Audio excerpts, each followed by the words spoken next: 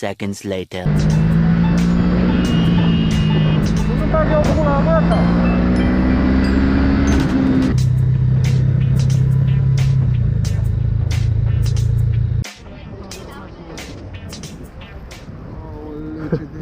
Crăciunic am văzut pe aici. Yeah, boy.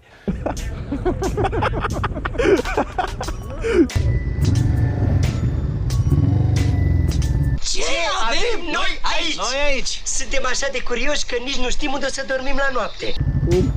Pula mea.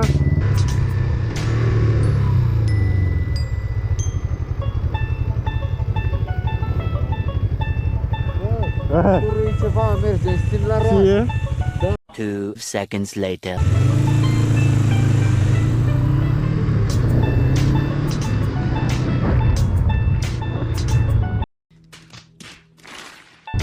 Pula mea.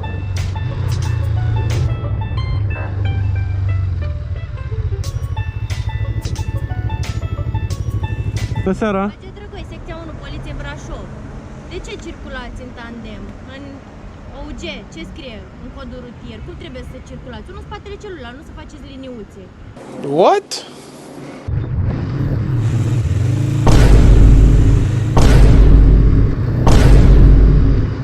Into the mouth.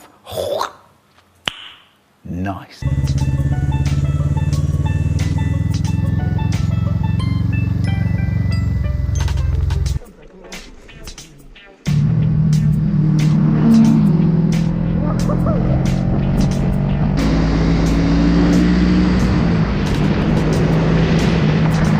Tam było, grzbet.